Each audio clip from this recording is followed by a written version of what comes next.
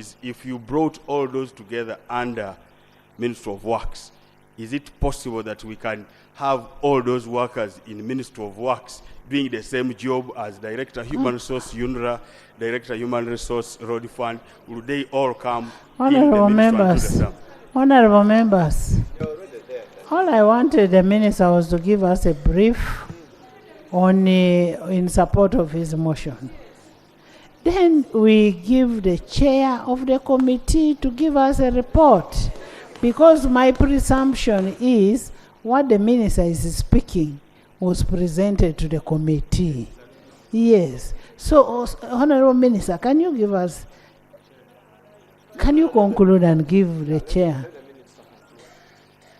Much obliged, right Honorable Speaker. But again, for purposes of emphasis, I just wanted to highlight the issue of disparities in pay. These are people qualified from the same universities. Now, that is what is going to come in the report. In the same class, hopefully. If it comes in the report, you have time to do a rebuttal. Thank you, Right Honorable. I'll do that. Let me conclude by making a prayer.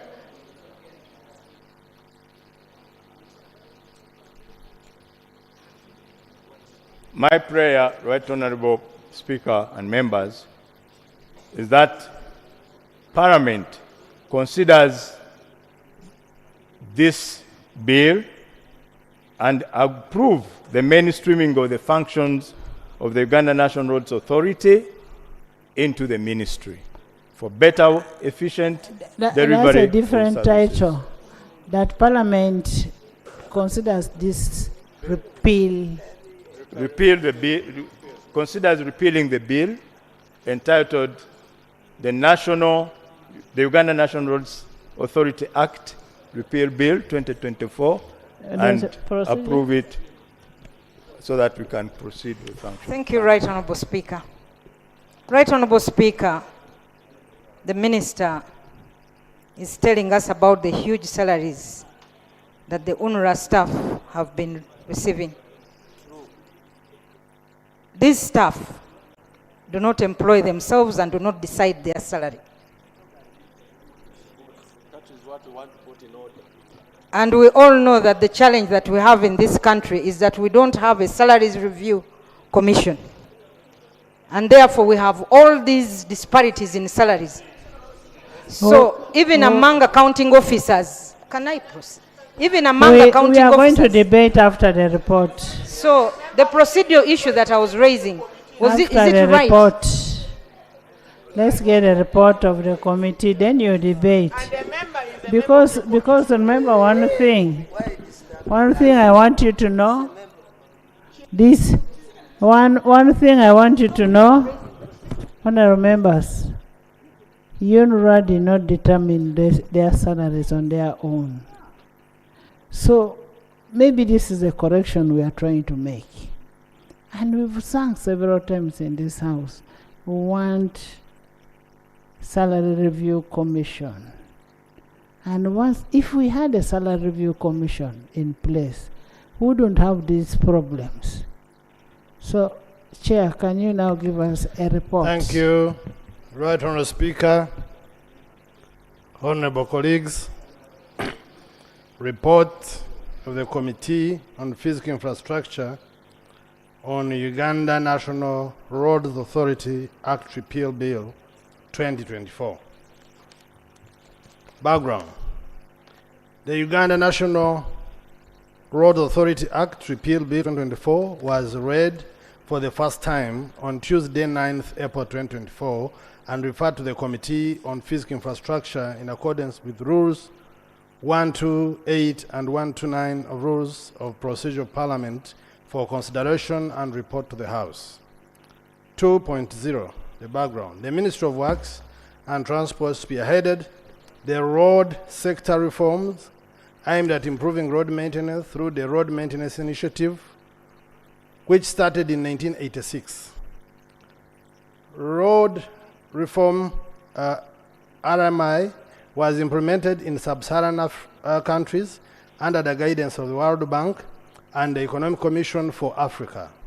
Most of the sub-Saharan countries adopted road sector reforms and established road authorities and road funds for 2000, which still exist and have made tremendous improvements in the road management.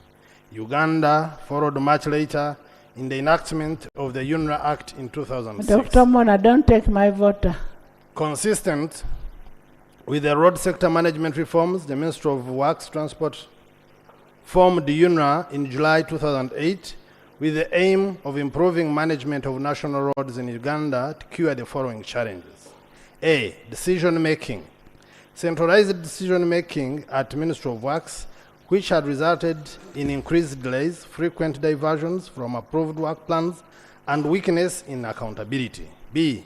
Bureaucracy. The Ministry of Works and Transport, like any other government ministries, was bound by civil service bureaucracy, red tape, hierarchical and segmented organizational structure, which was constraining efficient service delivery and not fostering efficient contract management.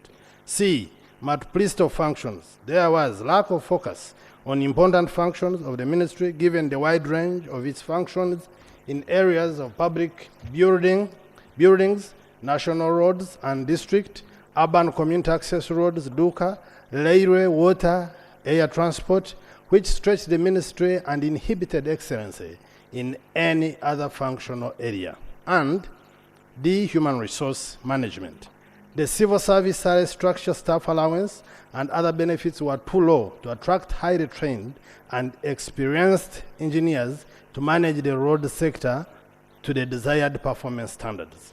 In the view of the above, UNRA was established as an organization that primarily focused at the implementation of the National Roads Program and to create an environment that is conducive to the efficient and effective management of national roads network and other services provided by the authority.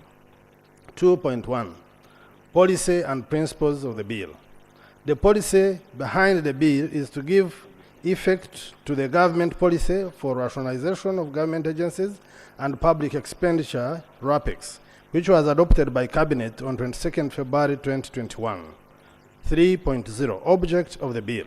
The main object of the bill is to give effect to the government policy for rationalization of government agencies and public expenditure adopted by Cabinet on 22nd February 2021 and contained in the Cabinet Minute number 43, CT 2021.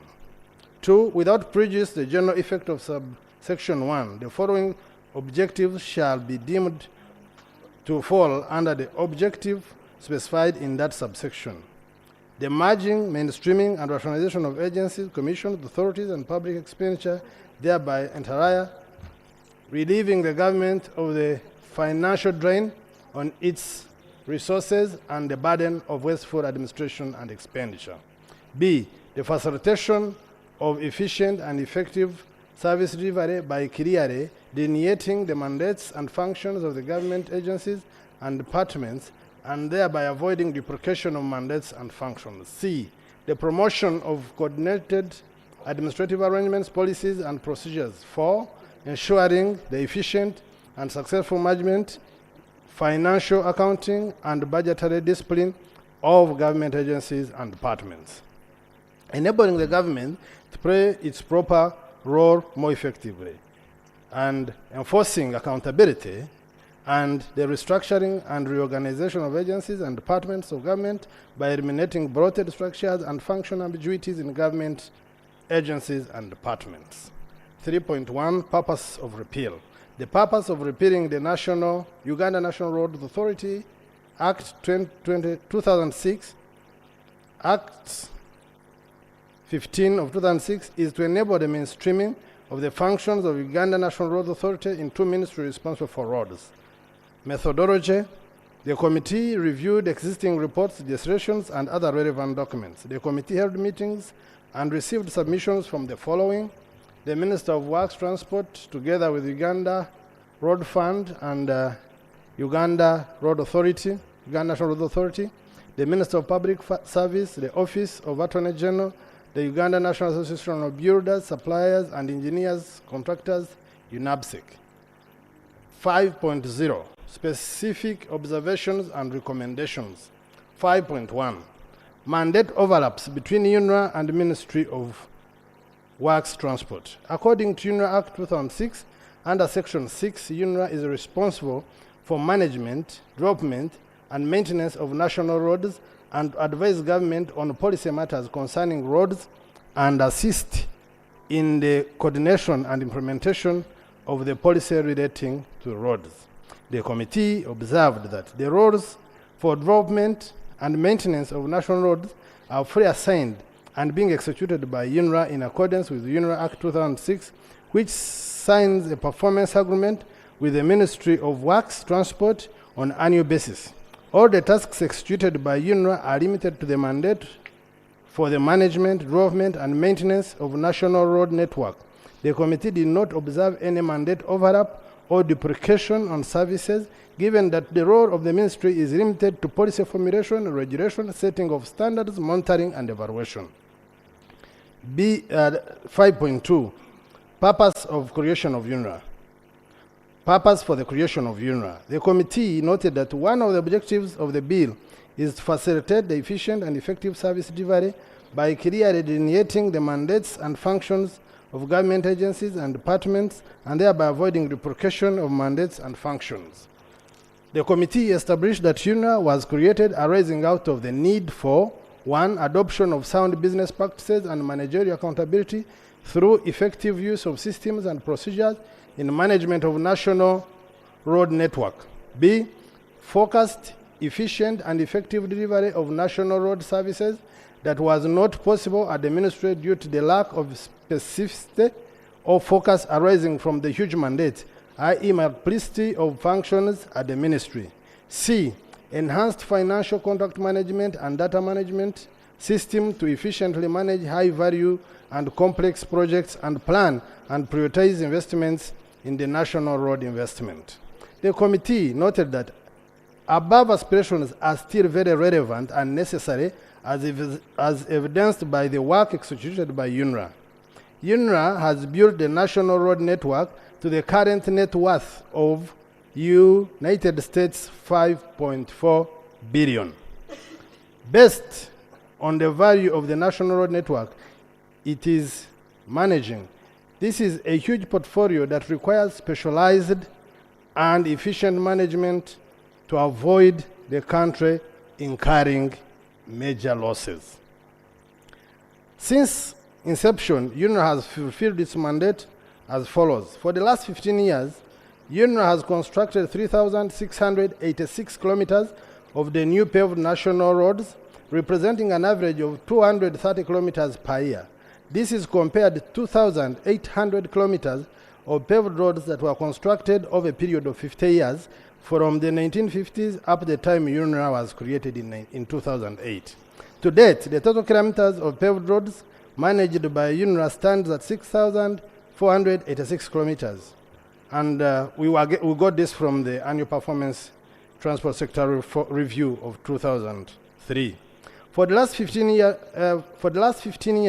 UNRA has constructed 1,820 kilometers of national roads to restore their value and serviceability, which together with above results in an average of 370 kilometers of new reconstructed paved roads per year for 15 years, UNRA has been in operation. The same source. UNRA currently operates 12 ferries from the original 3 ferries distributed across the country, which have tremendously improved the lives of people living on islands and across water bodies.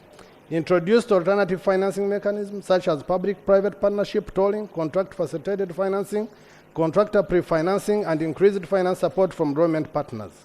The committee also observed that whereas a number of roads have been upgraded by UNRA to the extent that the country is accessible border to border, the country has embarked and still requires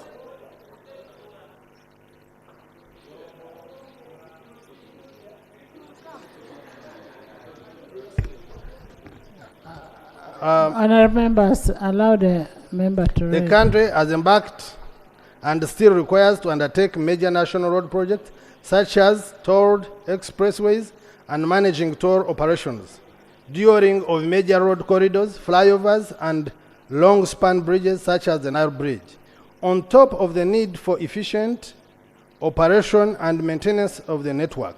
These undertakings all require more specialist skills and efficient management than even what UNRWA has currently, and should rather be enhanced instead of being mainstreamed. The relevance of UNRWA is expected even to be more pertinent moving forward when more of these planned complex projects under public-private partnership, toll roads such as the Kampala-Mpigi, Kampala-Jinja, Kampala-Southern Bypass, Kampala-Bombo Express Highway, and output performances-based contracts, and long-span cable stayed bridges are to be implemented. The committee further observed that a number of projects under UNRWA are financed by loans whose agreements between the government and the creditors specify that UNRWA is the implementing agency. A change in implementing agency will require a renegotiation whose outcome and duration is unpredictable. The committee is therefore concerned that government is likely to suffer a setback of delayed project implementation and completion of such important and strategic road infrastructure because of shocks that come with the rationalization process. Further, aware of the challenges that may currently be existing at UNRWA, such as bloated structure. Honorable members. Further aware of the challenges that may currently be existing at UNRWA, such as bloated structure, inadequate stakeholder management, as well as other governance challenges, the committee notes that UNRWA has served the purpose of its creation and it is still relevant given the importance attached to the development of the national road network. Burden of wasteful expenditure, 5.3. Objective 2, Clause 2A of UNRWA Act Repeal Bill 2024 is to the effect that the mainstreaming and rationalization of UNRWA is aimed at relieving the government of finance drain on its resource and the burden of wasteful expenditure. The committee noted that much as UNRWA is not entirely revenue-generating entity, it is currently collecting toll revenue of 3.7 billion per month from Kampala Entebbe Express, which is deposited into the consolidated fund after operational and maintenance costs have been catered for. The committee noted in 2022 and 2023, UNRWA collected a total of 75 billion. This revenue is projected to increase upon completion of Sega-Mpigi and Kampala-Jinja Express, among others. The committee was informed that according to the Expressway Master Plan, the following 8 priority toll roads are expected to be constructed. Those you can read through. The committee therefore recommends that UNRWA be maintained as a semi-autonomous entity due to the fact that Objective 2.2a of the UNRWA Act Repeal 2024 does not apply to its citing UNRWA's contribution to revenue generation. 5.4, technical assistance and support offered by UNRWA.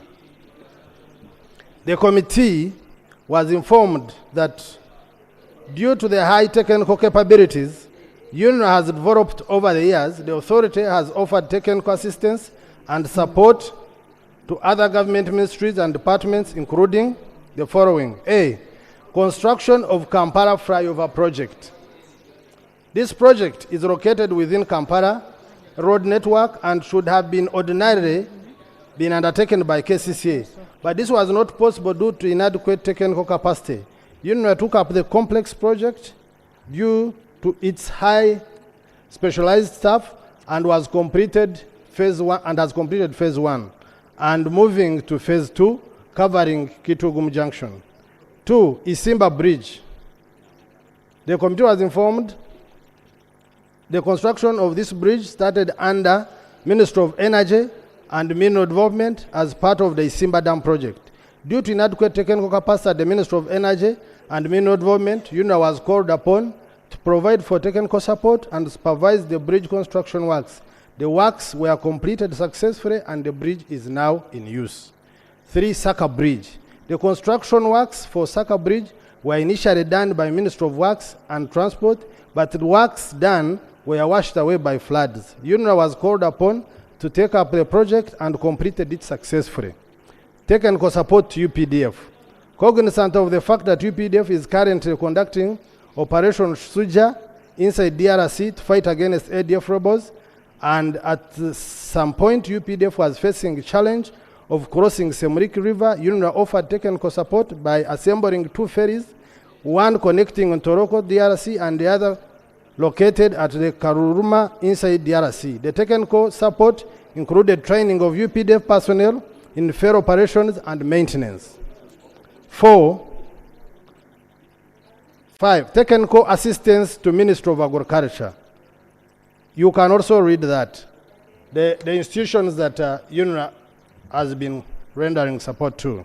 In light of the above, the committee observed that UNRA has become a shock absorber for the road infrastructure sector, and mainstreaming it may expose the sector to high risk that may result in financial losses in medium and long term. Right Honourable Speaker, protect me from the Commissioner. Commissioner Foyochan. The committee therefore recommends that UNRA should be tasked to enhance in-house. The committee therefore recommends that UNRA should be tasked to enhance in-house technical capacity in order to save the country the huge costs associated with contract management. Agency model for road sector. The committee noted that world over, development and maintenance of the national road backbone infrastructure is through semi-autonomous entities. For instance, all member states of East Africa Community have adopted a semi-autonomous road agency authority affiliated to the respective ministries of works, infrastructure as shown in the table below. In Kenya, it is called Kenya National Highway Authority. In Tanzania, it is called Tanzania National Roads Agency. In Rwanda, it is called Rwanda Transport Development Agency. In South Sudan, it is called South Sudan Roads Agency. In Ethiopia, it is called Ethiopia Roads Authority.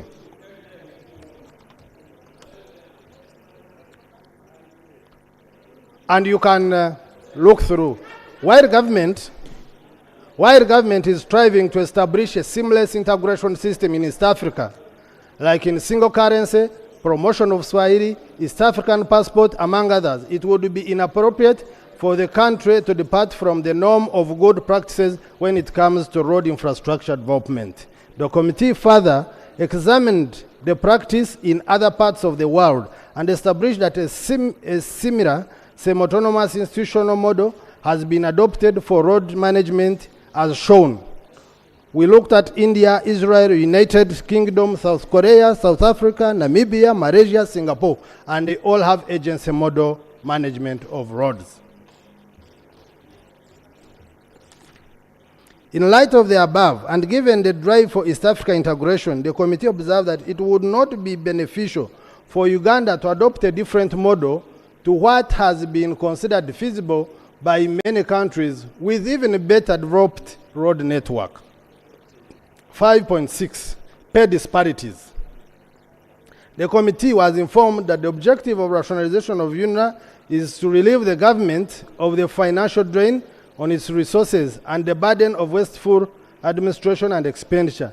The committee was further informed that there are glaring pay disparities between the agencies and traditional civil servant pay levels, leading to demotivation of staff. The committee noted the glaring pay disparities between agencies and the traditional civil service are almost threefold. The committee therefore noted that in Section 14(2)(c) of the UNRA Act 2006, the Board of Directors is mandated to, among others, to review and approve budgets of the authority. The mandate gives the authority power to determine its own emoluments. The committee observed in Section 14 that in Section 14(3) of UNRA Act 2006, Honourable colleagues, this answers some of the issues that were being put forward by the Honourable Minister. So you may need to pick interest. The committee observed that in Section 14(3) of the UNRA Act 2006, the board is in performance of its functions responsible to the minister responsible for roads. The main issue here is that It is true that the board determines the salaries, but this board is appointed by the minister, and he can accordingly guide it. The committee notes that one of the objectives of creation of authority with attractive remuneration was because the ministry had failed to attract highly skilled staff due to low salaries. The same ministry cannot at this point be indicating that attractive remuneration offered by UNRA is a problem. Because at the point of creation of UNRA, this was the argument. Furthermore, the issue of salary disparity is not only limited to UNRA. It cuts across entire public service. The committee therefore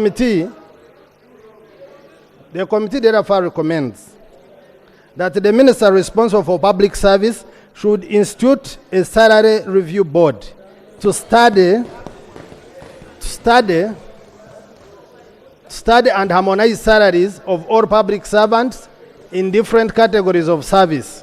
The harmonization should take in consideration the need for efficiency and service delivery. 5.7, burden of costs of administration. The committee was informed that one of the objectives of merger was to save on administration costs. This is largely to be achieved through reduction of staff salaries. The committee was further informed that in order to minimize staff redundancies following the repeal of UNRA Act 2006, all technical staff will be absorbed in the ministry as long as they express interest in joining the mainstream government on pertaining terms and conditions of service, while other cadres like lawyers, surveyors, common cadre staff may be submitted to line ministries for consideration of any vacant positions. The committee observed that according to Clause 6.3 of UNRA Repeal Bill 2024, the staff of UNRA may be deployed to serve in public service subject to the availability of positions. This implies that there is no guarantee of employment following the repeal of UNRA Act 2006. The committee further observed in the certificate of financial implication, Uganda shillings 11,562 had been mentioned as terminal benefits for UNRA staff. Yet from the interactions, it became apparent that UNRA would require 227.27 billion as severance package for staff. This is a huge cost which would erode the state savings from the merger. It is also inappropriate to incur this unjustified cost amid the accumulated contract debts that have not been paid at UNRA. The committee, therefore, Honorable Avuru, first move away from there. The committee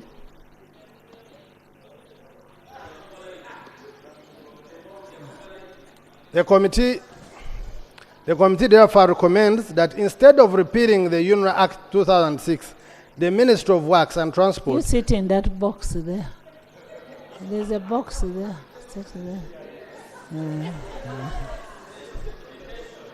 The Right Honourable Speaker and Honourable colleagues, the committee therefore recommends that instead of repealing the UNRA Act 2006, the Ministry of Works and Transport should consider the option of restructuring the authority to streamline its management and create a lean structure that principally takes into the account core business of the agency, which is the management, development, maintenance, and protection of the national road infrastructure. This will also help to achieve government rationalization objectives of reducing administrative costs. The Honourable Minister of Works and Transport is fully empowered to have this recommendation implemented under Section 7 of UNRA Act 2006.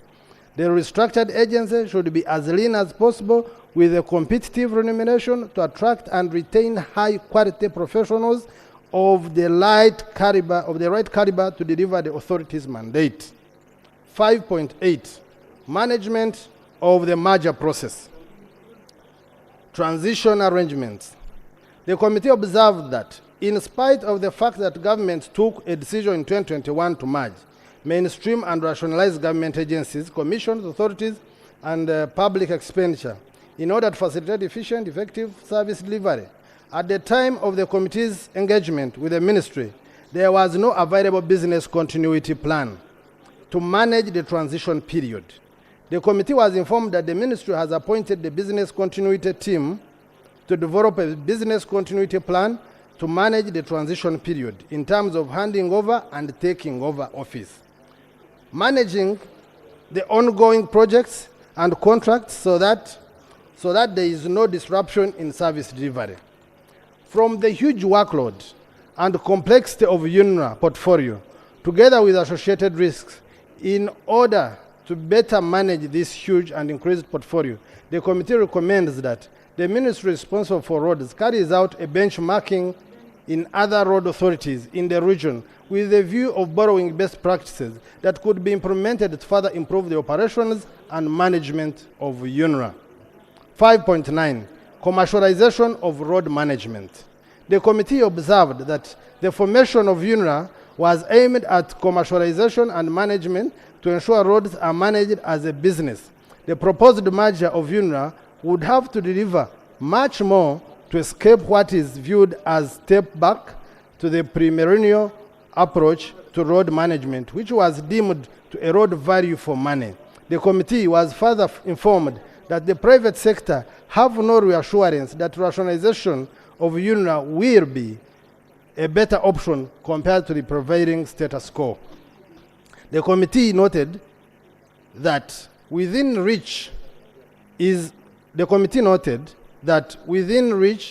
improve an already existing road agency to operate commercially and responsively under the supervision and regulation of stricter policy regime instituted by Ministry of Works. Section 5.3 of the UNRWA Act 2006 provides that the authority shall be under general supervision of the minister responsible for roads. Further, Section 7 of the UNRWA Act provides for powers of the minister.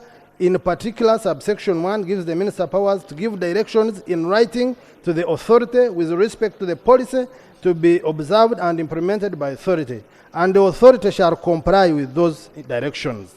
The committee therefore recommends that the Ministry of Works and Transport should formulate a comprehensive framework for effective supervision of UNRWA in line with the UNRWA Act to ensure its management is accountable to the ministry concerning policy, legislation, standards, strategic plans, and operations. This will require a very practical and interactive regime for setting performance targets and monitoring and evaluating UNRWA's performance. 5.10, exaggerated savings in the certificate of financial implication.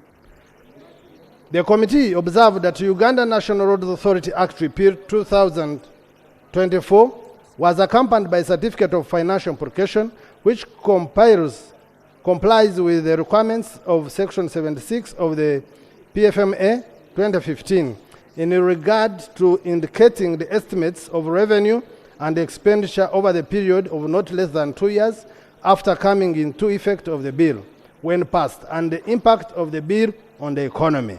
However, the certificate has inaccurate information in regard to estimates of both savings and costs. The expected annual saving of the proposed merger as reflected in the certificate of financial implication are Uganda shillings 103 billion. However, these do not take into consideration the proposed staff to be recruited under the Ministry of Works and Transport. Information from the Honourable Minister of Works and Transport indicated that the expected net savings from the wage bill through merger of both UNRWA and Road Fund under the ministry is 39.63 billion, lower than the 75 billion indicated as the wage saving under UNRWA alone as per the certificate, which is entire wage bill of UNRWA in the proposed budget for 2024-2025. In addition, the computations of costs, terminal benefits in the certificate of financial implication are misleading, reflecting net savings in the first year as Uganda shillings 11.562 billion, lower than the required amount of Uganda shillings 227.244 billion presented by Honourable Minister of Works Transport Honorable Minister of Works and Transport, by Uganda shillings 215.682 billion. Consequently, in the first year, the bill increased expenditure pressures on the resource envelope by 120.612 billion and not result in net saving as indicated in the Certificate of Financial Implication. The committee therefore recommends that Ministry of Finance Planning and Economic Development should ensure that the realistic estimates are provided in the Certificate of Financial Implication to guide legislative decisions. 6.0 General observations and recommendations. Increase of national road network. The committee was informed that the national road network demands have increased to the extent that UNRA is now managing over 21,000 kilometers of national roads, including express highways and associated tolling operations that require special skills. Streamlined management and quick and timely decision making. In addition, the Road Sector Development Program for financial year 2010 was estimated at USD, United States dollars 230 million per financial year at the time UNRA was operationalized in July 2006. Compared to the current annual work plans of UNRA, whose cost estimate is about United States dollars 1 billion per financial year. The increased number of kilometers of road network is not a moment to scale back on good management. In fact, this requires even better management to ensure the funds invested in upgrading the network are not lost through poor and untimely life cycle maintenance interventions. The committee notes the increased number of kilometers of road network being managed by UNRA. The committee further noted that the inadequate funding to UNRA is affecting its deliverables and therefore recommends that UNRA is adequately supported both financially and supervisory in order for it to be able to execute its mandate for which it was created. The committee further recommends that UNRA should be empowered and supported to harness the tolling business through development of more toll roads and other revenue-generating avenues, currently standing at 40 billion per year from one operational toll road. This will help the agency to initially start financing some of its operational costs and with time depend on less and less resources from national treasury for operational costs. The enhancement of this revenue-generating measure will also enable UNRA to eventually reach revenue surplus level that can be invested in the development and maintenance of national road network. National road network asset value. The current asset value of national road network stands at United States dollars 5.4 billion. The investment in the national roads presents the biggest financial investment in the country. Entire infrastructure and probably amongst the single largest financial investments. Effective management of this asset requires UNRA to have a wide pool of skilled human resource and to turn an effective financial management system with commercial style accounting. This is pivotal to enhancing its performance in management and delivery of improved and cost-effective services and value for money using the private sector. These measures are extremely important for the case of national roads, given the sums of money involved and the varied and complex nature of financial transactions.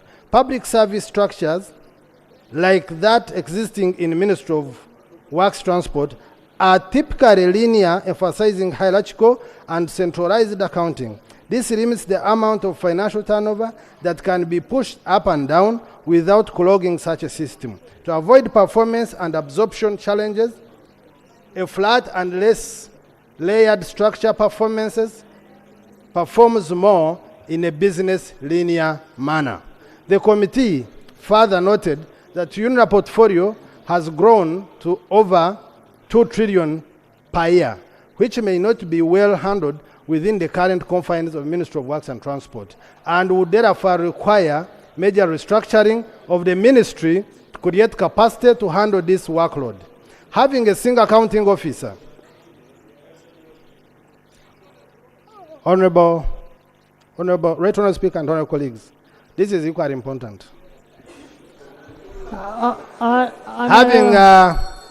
Having a single accounting officer, at Honorable Buzaya. That one who has the tarmac up to his compound.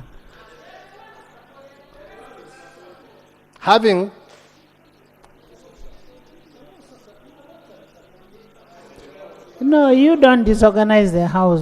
What we are saying, don't disorganize the house. Leave the chair to finish reading.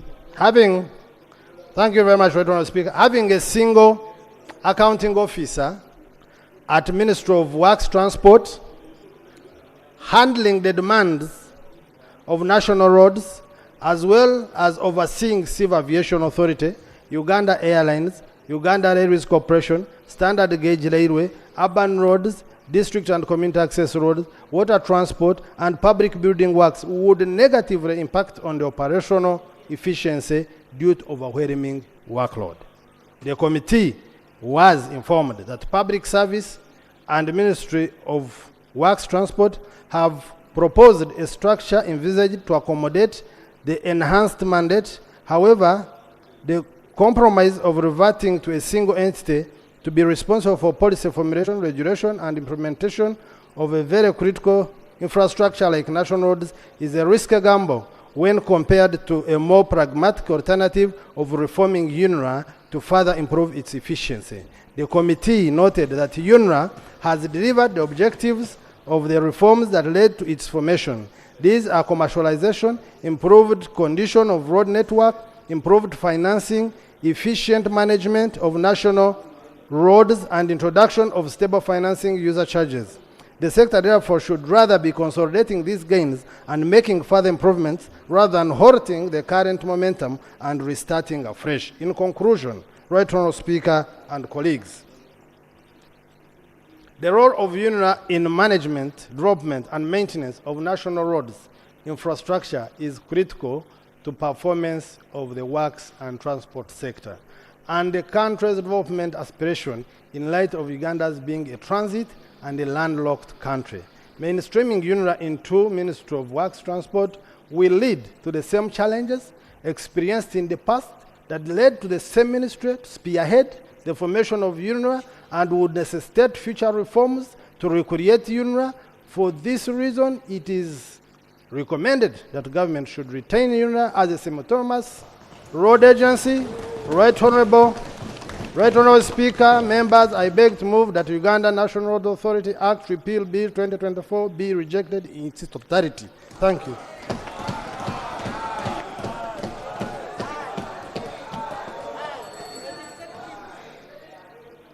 I have not put a question.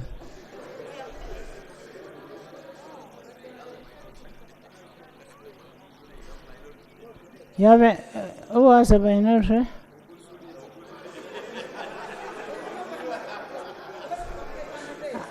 The ones who are saying I are the ones standing.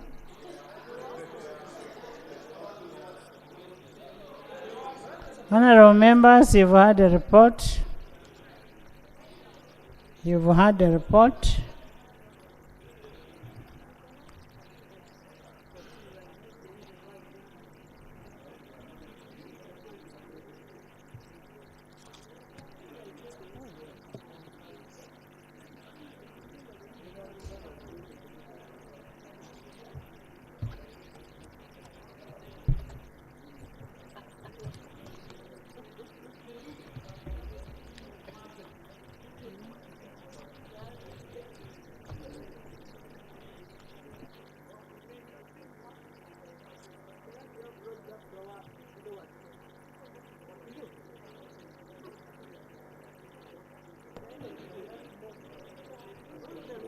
Madam Speaker, on your right there is a clock, and we have a very good commissioner, Honorable Foyochan. Please, she might go and fix that clock because it's not working.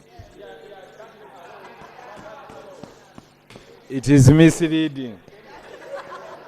And that is our welfare.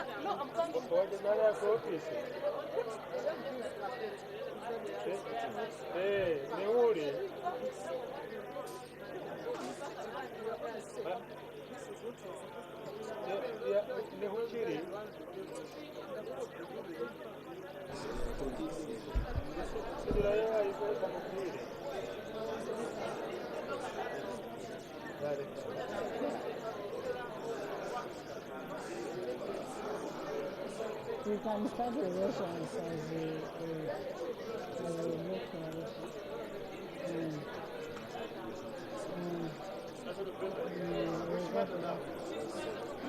You ask I need to suspend the road.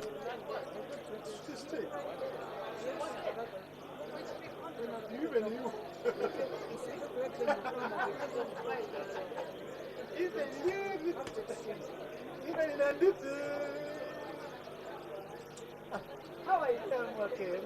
How are you?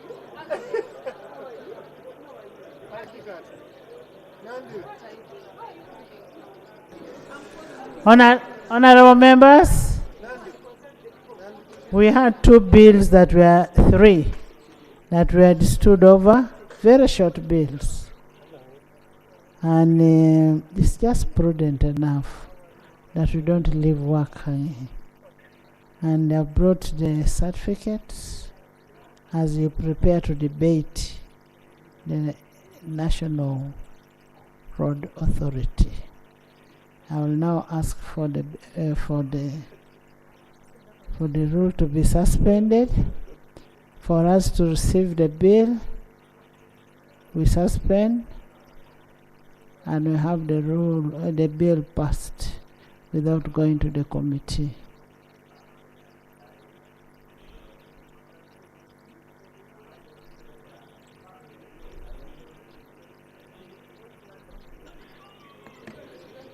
That is on the National Population Council, the board, and then NPA. Thank you, Madam Chair.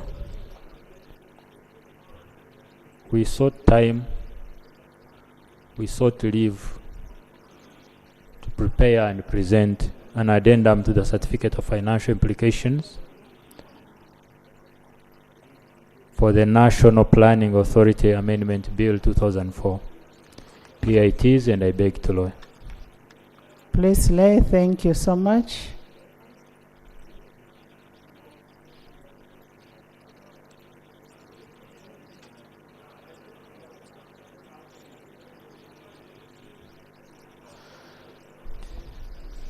Right Honorable Speaker, the correct procedure for the executive was to, having ascertained that the certificate was defective, they should have withdrawn the 3 bills and then read them for the first time with the new certificates, and being urgent bills, would then proceed to handle the bills without going to the It committee. is an addendum. He can continue since it's an addendum.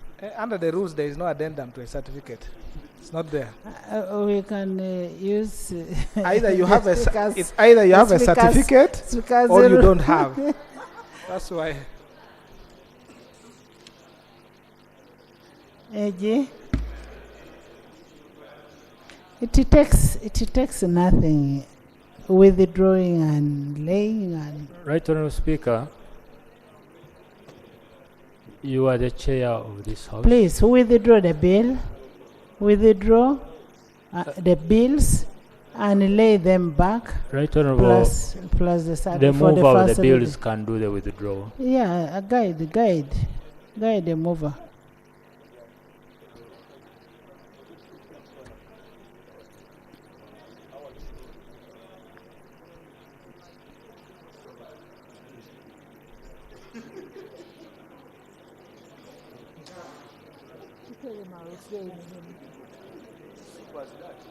Right Honorable Speaker,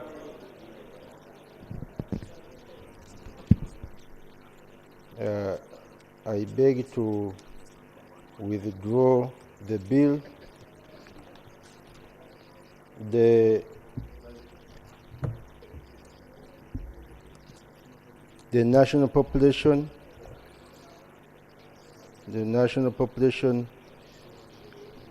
Council Amendment Bill 2024.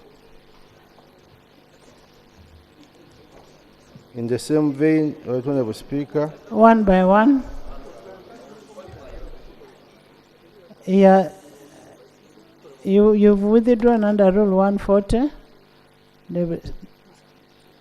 You've asked for permission to withdraw. Right Honorable Speaker, and I move under Rule 140 to ask Parliament to allow me withdraw the bill entitled the National Planning Authority Amendment Bill 2024. Thank you. Seconded. Still seconded. Those in favor of the withdrawal of the bill say under control, nay. The ayes have it.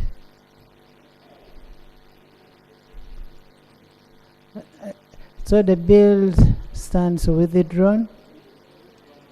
Next. Honorable Speaker, I move under Rule 140,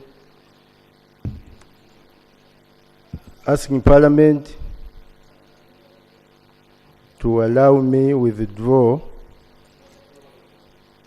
the National Population Council Repeal Bill 2024. I beg to move. Those in favor of withdrawal of the bill say under control, nay. The ayes have it, and the bill stands withdrawn. Sarah, stop making noise for me. Right Honorable Speaker, I move under Rule 140, asking Parliament to allow me withdraw the Physical Planning Amendment Bill 2024. I beg to move. Members, those in favor of withdrawal of the bill say under control, nay. The ayes have it, and the bill stands withdrawn. Can you lay your bills for first reading? Bills first reading. The National Planning Authority Amendment Bill 2024. Thank you. Right Honorable Speaker, I beg to lay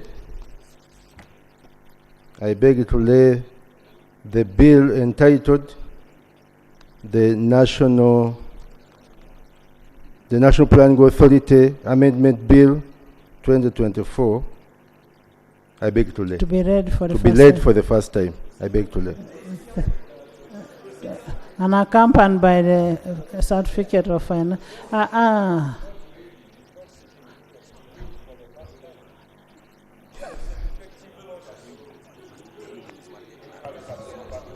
It is him who reads. It is a clerk that reads, not him. Why are you disturbing a castle? Right Honorable Speaker, I beg to lay. Clerk, sir, The National Planning Authority Amendment Bill 2024. certificate, lay certificate. Right Honorable Speaker, the bill is duly accompanied by the certificate of financial implication. Thank you. Please lay. Bills first reading. Just a minute. Just hold on and he lays the second, third. Bills Please lay the first, second. bills first reading. I'll give you. First You reading. read the second one. The second bill. National Population Council. National Population Council Amendment Bill 2024. Right Honorable Speaker, I beg to move that the bill entitled the National Population Council be laid for the first time. And it is accompanied by the certificate of financial implications. Thank you. Please lay. The National Population Council Amendment Bill 2024. Bills first reading. Yes, the third bill. The Physical Planning Amendment Bill 2024. Right Honorable Speaker, I beg to move that the bill entitled the Physical Planning Amendment Bill 2024 be laid for the first time. Thank And you. I beg to lay, and it is accompanied by the certificate of Thank financial you. implications. Lay the bill and the certificate. Honorable members, based on the urgency of the bills, I want to move under Rule 119 of the Rules of Procedure and proceed with these bills. We already received the reports on these bills. The bills were debated too, and we are now going to put a question on the bills. Now that we are satisfied, it was an addendum that was being, just a minute. It was an addendum that was being made on the bills, and everything was done. Yes? Thank you, Right Honorable Speaker. Right Honorable Speaker, once the bill is withdrawn, it goes through a process. It is a formal process that is not now for the Honorable Minister to stand in and say, I'm withdrawing, I'm now reading for the first time. Right Honorable Speaker, Rule 142, where he has proceeded under, it provides. He proceeded under Rule 140. 140, yes, but 142, it provides whenever the House grants its approval for withdrawal of the bill, for the withdrawal. Honorable Sechi, I want you to first understand under which context this is going through. Just first sit next to Arali. Arali, just first take the Honorable MP under which context this is. This has been a process since morning. First wait, you first get the whole information, because I don't want you to speak what you've not understood. First get information. We are waiting for you. Get the information. The House is on standstill waiting for you. Chair, save that I'm guided by these rules. Whether I've just come in or I've been here later. We want to give you clarification. Then let me lay my point, then I can be clarified.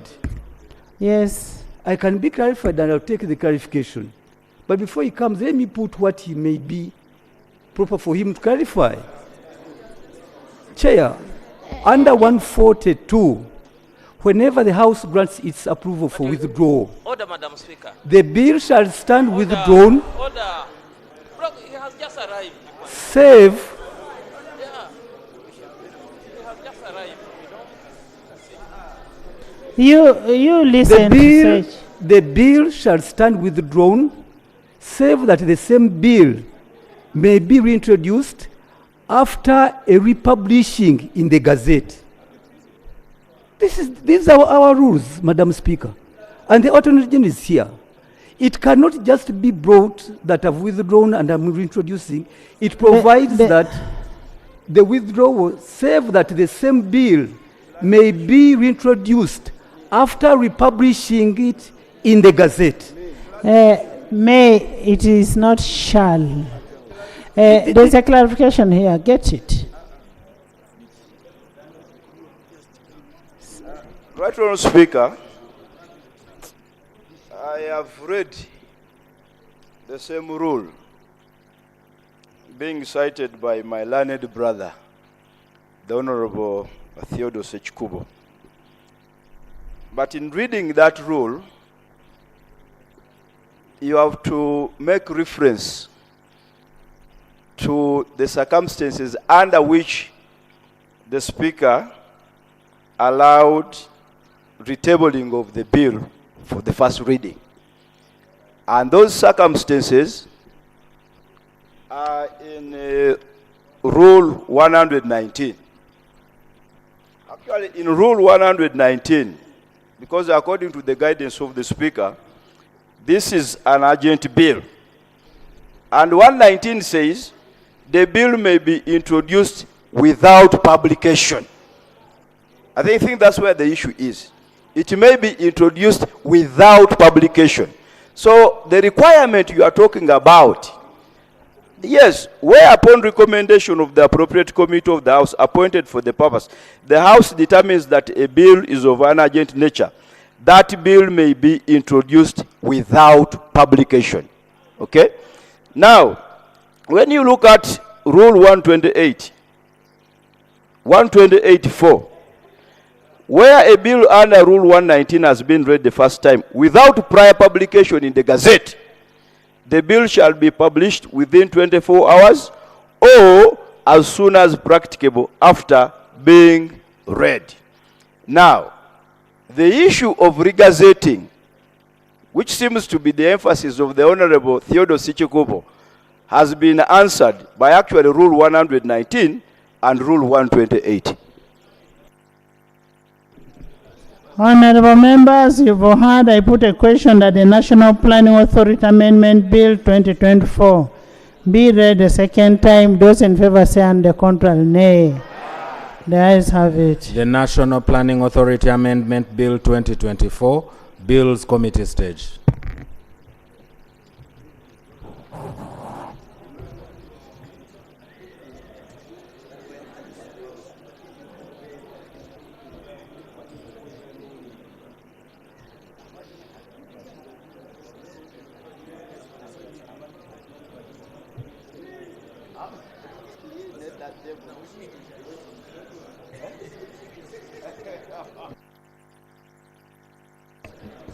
New clause.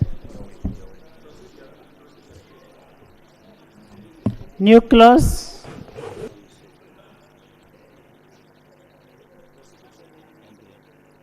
NPA.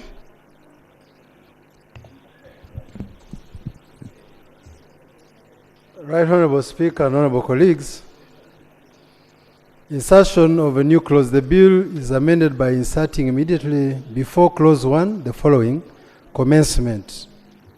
This act shall come into force on the date appointed by the minister by statutory instrument. Justification: to provide for the commencement of the bill to accommodate the period for rationalization process. Minister, I concede. AG, I'm in agreement. Jonah,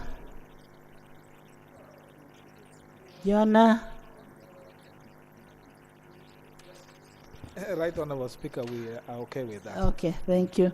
I put a question that the proposed new clause stands part of the bill. Those in favor say and the contrary nay. The ayes have it. Clause 1. Chair, Clause 1, interpretation. Clause 1 is amended. 1, by substituting for definition of the word ministry, the following. Ministry means the ministry responsible for planning and economic development. 2, by inserting the definition of the word minister as follows. A minister means the minister is responsible for planning and economic development. Justification: to align the definition of ministry with the definition of minister in the National Population Council Act to provide meaning to the word minister as used in the bill. Minister,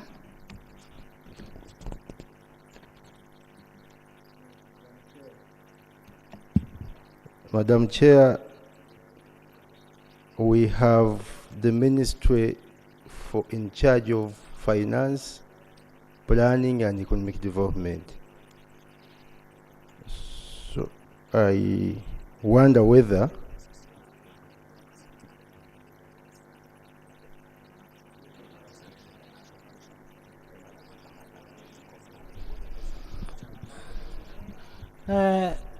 so you want to include the economic planning? finance, planning and economic development. You're right.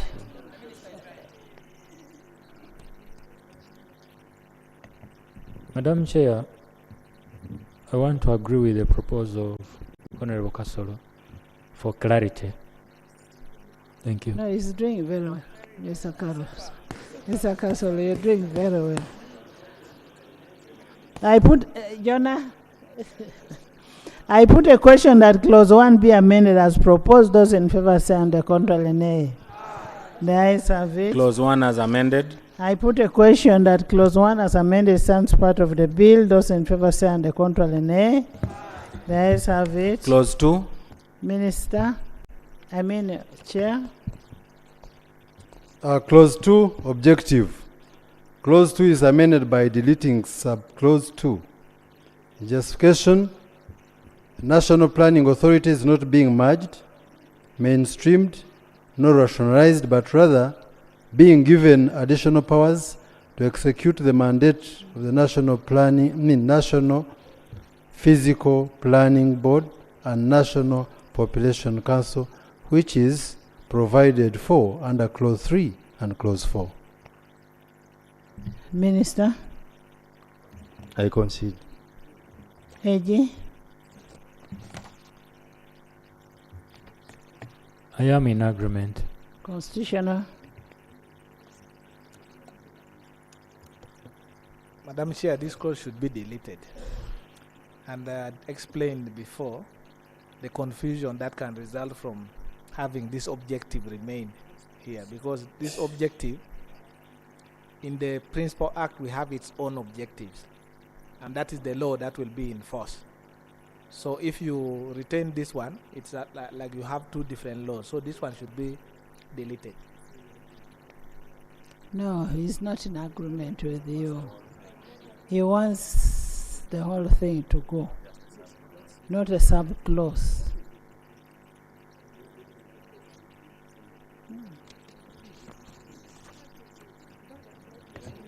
I would like to reiterate what I read, Right Honourable Speaker, because the committee recommends. It is okay. You said it should be deleted. I put a question that clause 2 be deleted as proposed. Those in favor say and to the contrary nay. The ayes have it. Clause 3.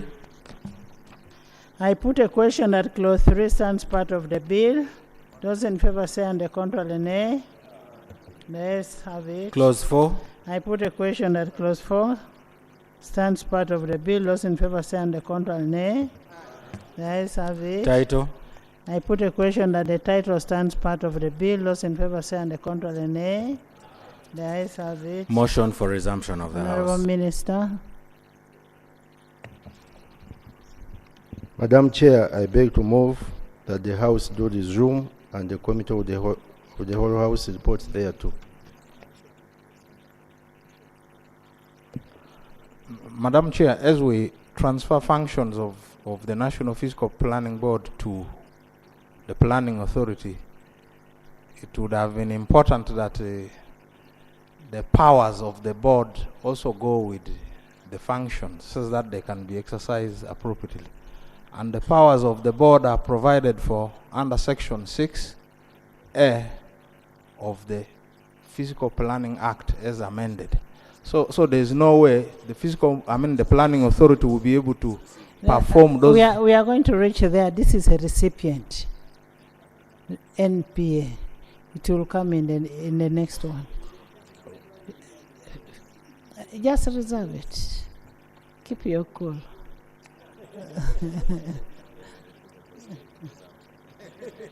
I put a question that the House resumes and the Committee of the whole House reports there too. Those in favor say on the contrary, nay. The ayes have it.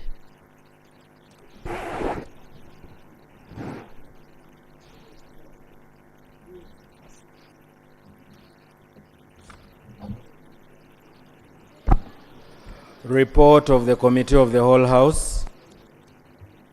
Honorable Minister. Right Honorable Speaker,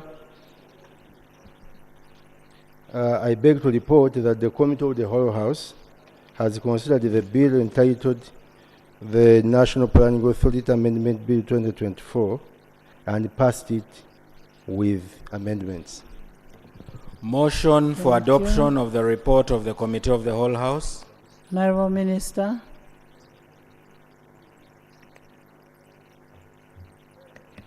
Right Honorable Speaker, I beg to move that the report from the Committee of the whole House be adopted. I put a question that the report of the Committee of the whole House be adopted by this House.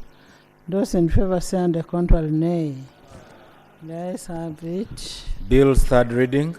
The National Planning Authority Amendment Bill 2024. Honorable Minister. Right Honorable Speaker, I beg to move that the bill entitled the National Planning Authority Amendment Bill 2024 be read the third time and do pass. I put a question that the National Planning Authority Amendment Bill 2024 be read the third time and do pass. Those in favor say on the contrary, nay.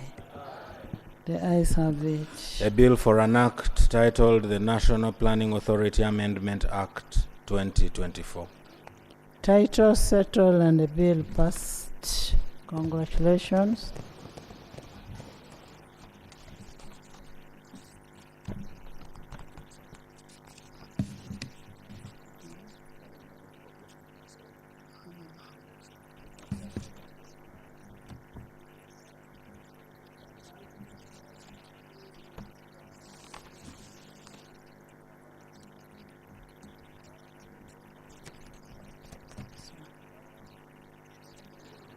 I put a question that the National Population Council repeal bill be read the second time. Those in favor say on the contrary, nay.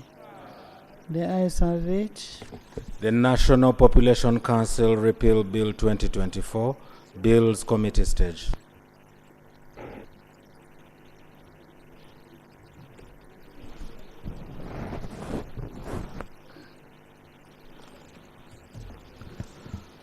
Clause 1. I put a. You have a.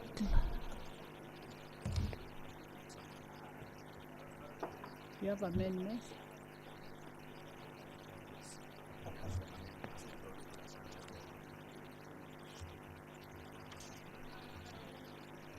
Clause 1. Commencement. The bill is amended by inserting immediately before clause 1 the following: commencement. This act shall come into force on a date appointed by the minister by statutory instrument. Justification: to provide for the commencement of the bill to accommodate the period for rationalization process.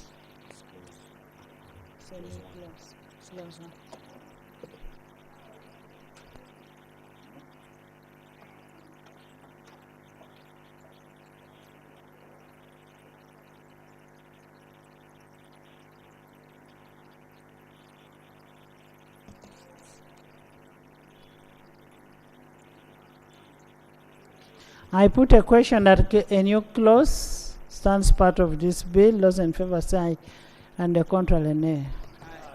The ayes have it. Clause 1. Right Honorable Speaker, honorable colleagues, clause 1, interpretation. Clause 1 is amended by substituting for the definition of the word ministry the following: ministry means the ministry responsible for finance, planning, and economic development. And 2, by inserting the definition of the word minister as follows: minister means the minister responsible for finance, planning, and economic development. Justification: to align the definition of ministry with the definition of minister in National Population Council Act, provide meaning to the word minister as used in the bill. Minister. I concur. AJ. Right Honorable, just like the previous bill, this is for purposes of clarity. I concede. I put a question that clause 1 be amended as proposed. Those in favor say and the contrary nay. The ayes have it. Clause 1 as amended. I put a question that clause 1 as amended stands part of the bill. Those in favor say and the contrary nay. The ayes have it. Clause 2. I put a question that clause 2 stands part of the bill. Those in favor say and the contrary nay. The ayes have it. Clause 3.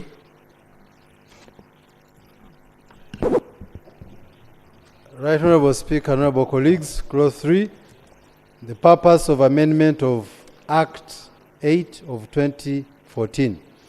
Clause 3 is amended by substituting for paragraph 1 the following: the purpose of amending the National Population Council Act 2014 is A, to dissolve the National Population Council, and B, to transfer the functions of the National Population Council to the National Planning Authority established by the National Planning Authority Act 2002.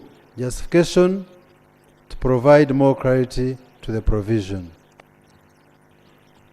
Minister. I concede. AJ. I am in agreement, Right Honorable. Justice. Okay, I put a question that clause 3 be amended as proposed. Those in favor say and the contrary nay. The ayes have it. Clause 3 as amended. I put a question that clause 3 as amended stands part of the bill. Those in favor say and the contrary nay. The ayes have it. Clause 4. I put a question that clause 4 stands part of the bill. Those in favor say and the contrary nay. The ayes have it. Clause 5. I put a question that clause 5 stands part of the bill. Those in favor say and the contrary nay. The ayes have it. Clause 6. I put a question that clause 6 stands part of the bill. Those in favor say and the contrary nay. The ayes have it. Title. I put a question that the title stands part of the bill. Those in favor say and the contrary nay. The ayes have it. Motion for resumption of the House. Honorable Minister, you have another?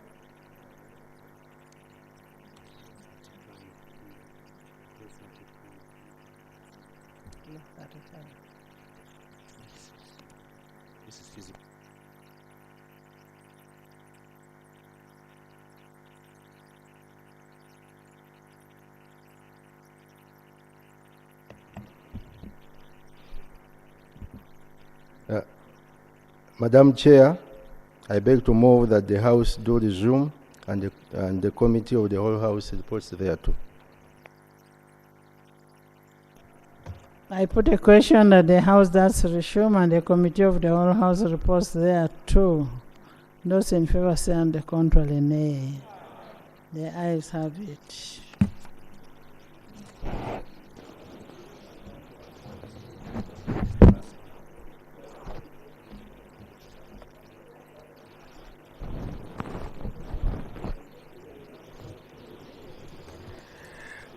Report of the Committee of the Whole House. Honorable Minister. Right Honorable Speaker, I beg to report that the Committee of the Whole House has considered the bill entitled the National Population Council Repeal Bill 2024 and passed it with amendments. Thank you. Motion for adoption of the report of the Committee of the Whole House. Honorable Minister.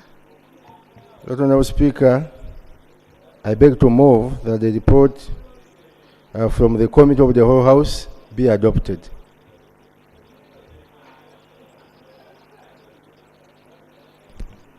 I put a question that the report of the Committee of the Whole House be adopted by this House. Those in favor say and the contrary nay.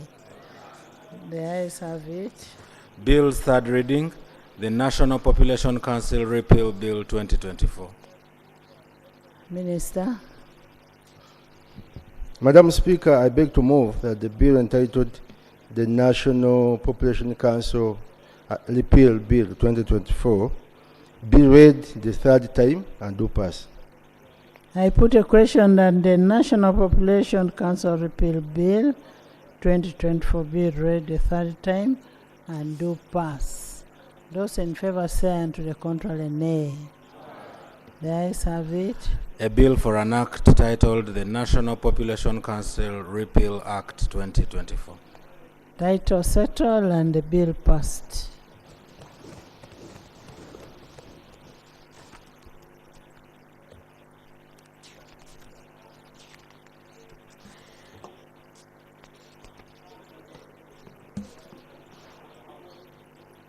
I put a question that the National Fiscal Planning Amendment Bill 2024 be read the second time.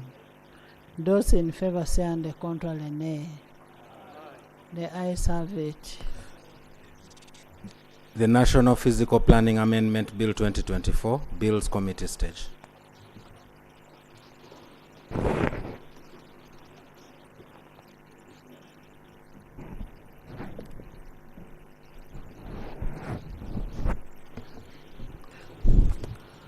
Clause 1.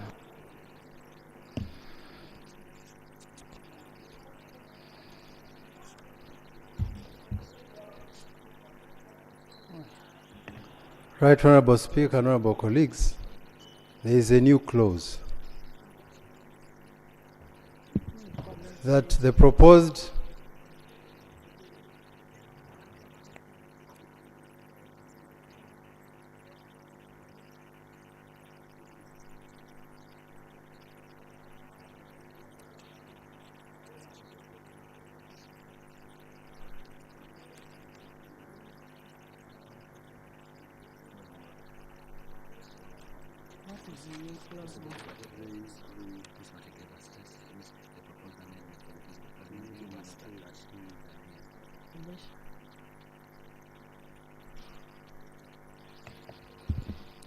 Right Honorable Speaker, honorable colleagues, Clause 1, interpretation. Clause 1 is deleted. Justification, the definition of the agency, commission, and government are irrelevant to the bill.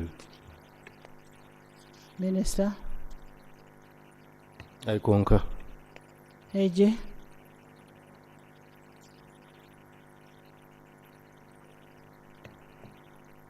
I am in agreement. Your Honor, no objection.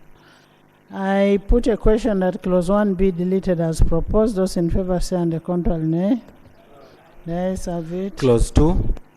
I put a question that clause 2 stands part of the bill. Those in favor say and the contrary nay. Clause 3. 2. I need clarification. Is clause 2 about the objective? Yes. And I think the objective has to be deleted because it is also irrelevant. Because it's in the main, yes. I concur. A deletion. Clause 2. I put a question that clause 2 be deleted as proposed. Those in favor say and contrary nay. The ayes have it. Clause 3. 3. Right Honorable Speaker, Clause 3. Purpose of amendment of Act 8 of 2014. Clause 3 is amended by substituting for paragraph 1 the following. Purpose of amendment of the Principal Act is to A. To dissolve the National Physical Planning Board. B. To transfer the functions of the National Physical Planning Board to the National Planning Authority established by the National Planning Authority Act 2002. Justification for clarity. Yes, Christian. Chair, I'm proposing that in addition to 2002, we include plus the amendments. Because, do you get me, Chair? Instead of saying that established by Act 15 of 2002 and the subsequent amendments, such that we are in line with the amended national, as amended, the National Planning Authority Amendment.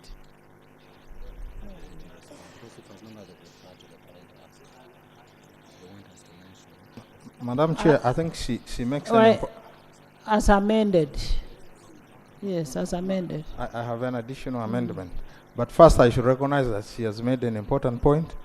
The physical planning has been managed under two laws. One is the Physical Planning Act of 2010, and there was an amendment which should have been referred to. And if we look at the purpose, we have only That's referred. why we have said as amended. Okay. If it says amended, I think it will take care of my proposal, because I wanted, in addition to the functions, we should include the powers, so that it would then read under clause 3, subclause 2, the amend. Okay. There's a purpose. Okay. Under clause 3, subclause 2, the amendment dissolves the National Physical Planning Board and transfers its powers, its functions and powers to the National Planning Authority. No, what he says only transfers the functions and does not include the powers. I did indicate that, it must be functions and powers.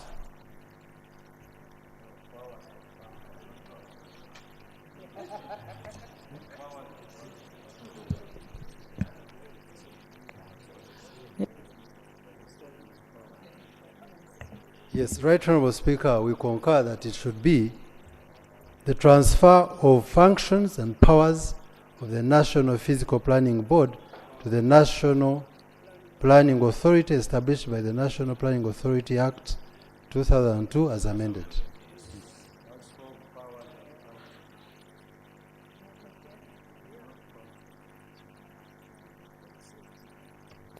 It's okay, Right Honorable. It is very okay, and I thank my colleagues Oguzu and Kiboga for the clarity. Thank you. I put a question that clause 3 be amended as proposed by Honorable Oguzu Lee Dennis Kiboga Christine of Kiboga. Of Chankwansi. Those in favor say under contrary nay. The ayes have it. Clause 3 as amended. I put a question that clause 3 as amended stands part of the bill. Those in favor say under contrary nay. The ayes have it. Clause 4. I put a question that clause 4 stands part of the bill. Those in favor say under contrary nay. The ayes have it. Clause 5. I put a question that clause 5 stands part of the bill. Those in favor say under contrary nay. The ayes have it. Clause 6. I put a question that clause 6 stands part of the bill. Those in favor say aye, and to the contrary nay. The ayes have it. Clause 7. I put a question that clause 7 stands part of the bill. Those in favor say aye, to the contrary nay. The ayes have it. Clause 8. I put a question that clause 8 stands part of the bill. Those in favor say aye, and the contrary nay. The ayes have it. Clause 9. I put a question that clause 9 stands part of the bill. Those in favor say aye, and the contrary nay. The ayes have it. Clause 10. I put a question that clause 10 stands part of the bill. Those in favor say aye, and the contrary nay. The ayes have it. Clause 11. I put a question that clause 11 stands part of the bill. Those in favor say aye, and the contrary nay. The ayes have it. Clause 12. I put a question that clause 12 stands part of the bill. Those in favor say aye, and the contrary nay. The ayes have it. Clause 13. I put a question that clause 13 stands part of the bill. Those in favor say aye, and the contrary nay. The ayes have it. Clause 14. I put a question that clause 14 stands part of the bill. Those in favor say aye, and the contrary nay. The ayes have it. Clause 15. I put a question that clause 15 stands part of the bill. Those in favor say aye, and the contrary nay. The ayes have it. Clause 16. I put a question that clause 16 stands part of the bill. Those in favor say aye, and to the contrary nay. The ayes have it. Clause 17. I put a question that clause 17 stands part of the bill. Those in favor say aye, to the contrary nay. The ayes have it. Clause 18. I put a question that clause 18 stands part of the bill. Those in favor say aye, and the contrary nay. The ayes have it. Clause 19. I put a question that clause 19 stands part of the bill. Those in favor say aye, and to the contrary nay. The ayes have it. Clause 20. I put a question that clause 20 stands part of the bill. Those in favor say aye, and the contrary nay. The ayes have it. Clause 21. I put a question that clause 21 stands part of the bill. Those in favor say aye, and the contrary nay. The ayes have it. Clause 22. I put a question that clause 22 stands part of the bill. Those in favor say aye, and the contrary nay. The ayes have it. Clause 23. I put a question that clause 23 stands part of the bill. Those in favor say aye, and the contrary nay. The ayes have it. Clause 24. I put a question that clause 24 stands part of the bill. Those in favor say aye, and the contrary nay. The ayes have it. Clause 25. I put a question that clause 25 stands part of the bill. Those in favor say aye, and the contrary nay. The ayes have it. Clause 26. I put a question that clause 26 stands part of the bill. Those in favor say aye, and the contrary nay. The ayes have it. Clause 27. I put a question that clause 27 stands part of the bill. Those in favor say aye, and the contrary nay. The ayes have it. Clause 28. I put a question that clause 28 stands part of the bill. Those in favor say aye, and the contrary nay. The ayes have it. Clause 29. I put a question that clause 29 stands part of the bill. Those in favor say aye, and the contrary nay. The ayes have it. Clause 30. I put a question that clause 30 stands part of the bill. Those in favor say aye, and to the contrary nay. The ayes have it. Clause 31. I put a question that clause 31 stands part of the bill. Those in favor say aye, and the contrary nay. The ayes have it. Clause 32. I put a question that clause 32 stands part of the bill. Those in favor say aye, and the contrary nay. The ayes have it. Clause 33. I put a question that clause 33 stands part of the bill. Those in favor say aye, and the contrary nay.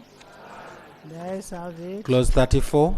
I put a question that clause 34 stands part of the bill. Those in favor say aye, and the contrary nay. The ayes have it. Clause 35. 35. Right Honorable Speaker, Honorable colleagues, Clause 35, savings. Clause 35 is amended by deleting paragraph 6. Justification: the right of a person to claim compensation is dictated by the instrument of appointment, and as such, That right cannot be severed by an act of Parliament. The proposed provision is redundant and inconsequential. Minister, I concur. Justice.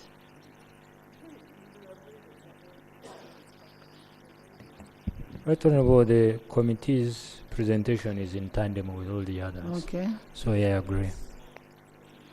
I put a question that clause 35 be amended as proposed. Those in favor say and the contrary nay. The ayes have it. Clause 35 as amended. I put a question that clause 35 as amended stands part of the bill. Those in favor say and the contrary nay.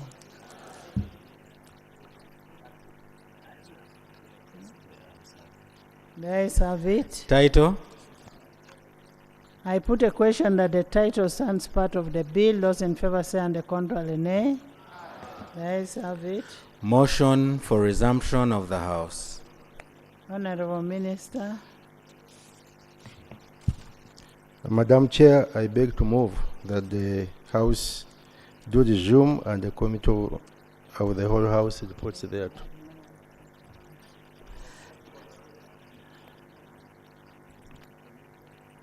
Before the House resumes, there's an issue which I feel this House must address if the planning authority is going to function properly.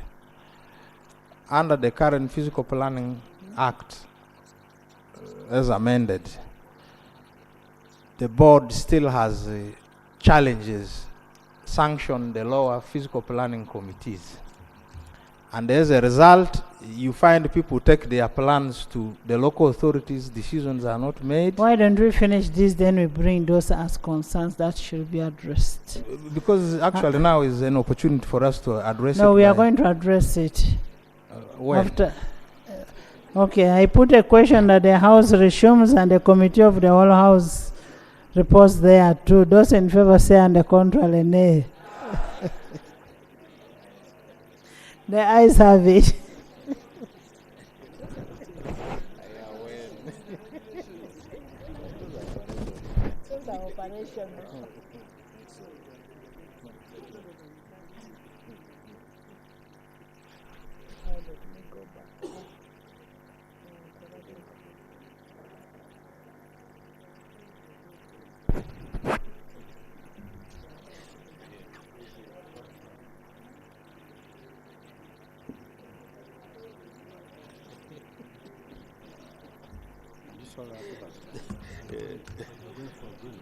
But after the break. Report of the Committee of the Whole House. Honorable Minister. Madam Speaker, I beg to report that the Committee of the Whole House has considered the bill entitled the Physical Planning Amendment Bill 2024 and passed it with amendments. Motion for adoption of the report of the Committee of the Whole House. Honorable Minister. Right Honorable Speaker, I beg to move that the report from the Committee of the Whole House be adopted. I put a question that the report of the Committee of the Whole House be adopted by this House. Those in favor say and the contrary nay. The ayes have it. Bill's third reading. The National Physical Planning Amendment Bill 2024.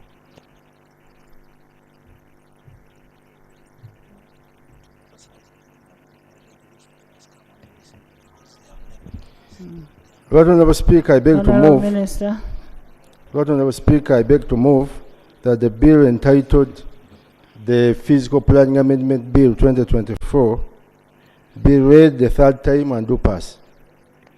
I put a question that the National Fiscal Planning Amendment Bill 2024 be read the third time and do pass. Those in favor say aye and the contrary nay. The ayes have it. A bill for an act titled the National Physical Planning Amendment Act 2024. The title is settled and the bill has been passed. But just as an emphasis, we must have regulations. You people just don't pass these bills and you don't come with the regulations. Yes? Yunra. Right Honorable Speaker, thank you. I just wanted the records to capture my participation correctly. You have been referring to me as justice. And many people outside there have been contacting me when you refer to me as justice. So the relatives of people who are in jail, who are not being produced, those ones who are before court martial, those ones who are being tortured, now they are calling me and say, Justice, you help us. Help us. So I want the record to capture that. I'm just the shadow minister for justice and constitutional affairs. You're a shadow minister for justice. And I'm not responsible for those who are incarcerated. It is the NRM who has done that. So thank you. No, we shall have them out if they are there. We'll have them out. Madam Honorable Chair, members, Madam Speaker, if you could just allow me emphasize this. This Parliament passed a resolution that the minister and then responsible for physical planning issues must bring a report to this House on how local governments are complying with the law. And up to now, that report is nowhere. So at this point, I implore you to call on the people who are going to be responsible that we need that report. Otherwise, under the law, we are supposed to sanction the local governments for not complying. And we will need Yeah, thank you so much, my brother and Right Honorable Speaker, for giving way. Brother, Terego, you know, is the last created district in Uganda. And we couldn't proceed with anything until we got somebody from the ministry to go and see how the planning of the district was done. Therefore, there is no district that can proceed with construction or anything unless you get permission or you get planning, people to do your planning. If Maracha didn't do this, it's a mess, and definitely maybe they will have to grade down your houses. So I want to say that the minister has not slept on job, at least in Terego. They have been there. Thank you. I thought there is fiscal planning in every district. I think she didn't get me right. Madam, now I see why you usually emphasize we listen.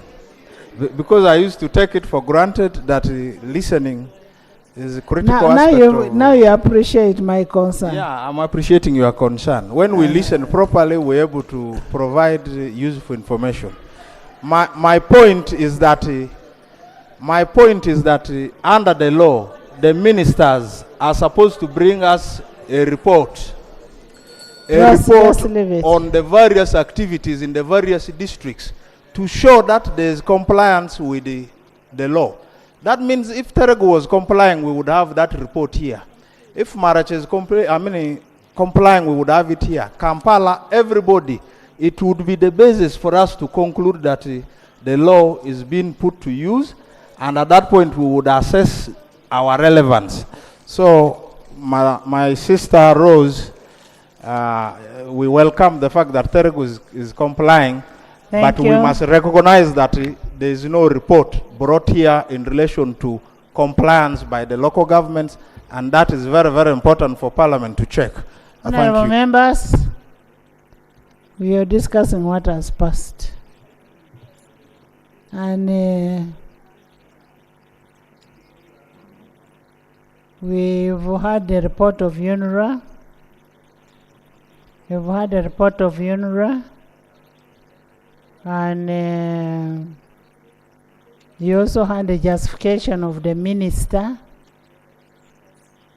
You had a justification of the minister, and you're free to ask. I am now opening the debate. I want to start with the faith. Strictly 1 minute. 1 minute.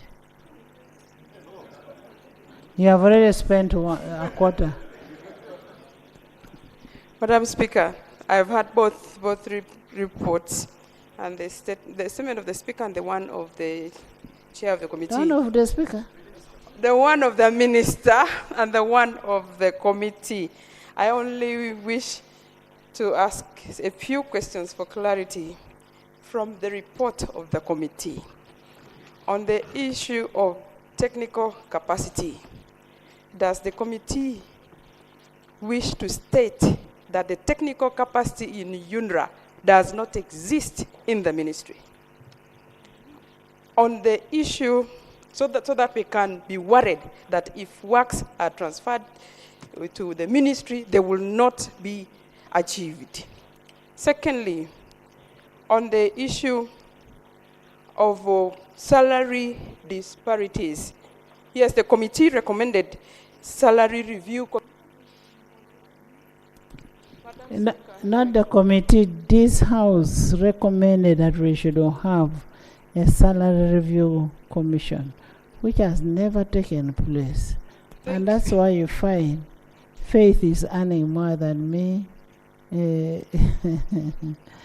Okay. Madam Speaker, the Committee of Infrastructure is in charge of the entire infrastructure, including the staff, the experts in the Ministry of Works.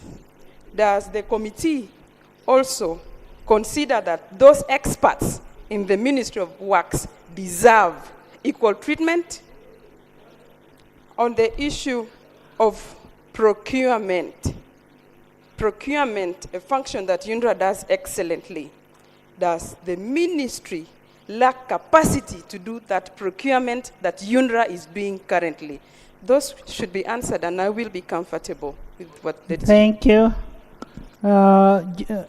Tembo, Mujungu, it's not an order. You just raise your issue. Justice. Right Honourable Speaker, I am surprised that Honourable Faith is saying the committee is in charge of the staff in UNRWA. Yes, the committee reserves the oversight function, but from her presentation, she seems to imply that it is our supervisory role, the committee's supervisory role, to assess the capacity and therefore be able to say, okay, UNRWA should stay or not stay. I wanted to inform her that innuendo in her speech is putting the committee in Honorable members, as members of parliament, our role is to do oversight. When we do oversight, we do not determine whether you get more money or not. We don't determine the salaries. No. Refer to the act. You made an act of that institution. First of all, what you needed to know, to ask yourself, why did you make an act for that institution? Has it achieved what you wanted to achieve? What are the loopholes? Why hasn't it done so? And how can it be corrected? That is different from RARE. RARE was different. No,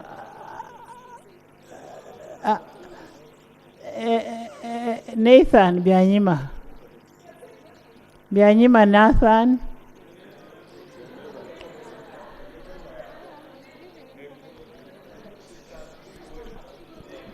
Thank you, Right Honourable Speaker. He's a senior legislator. Let's have respect. I am sorry. Honorable members, if you're young like Goretti, accept. You wait, listen to the senior. Thank you, Right Honourable Speaker. UNRWA did not come to Uganda by accident. The government took a lot of time. We had to experiment with Uganda Road Formation Unit, ROFU, which worked like an experiment to see whether we would be able to improve if we had an agency. ROF worked very well, and all of us were against it, against the, these reforms.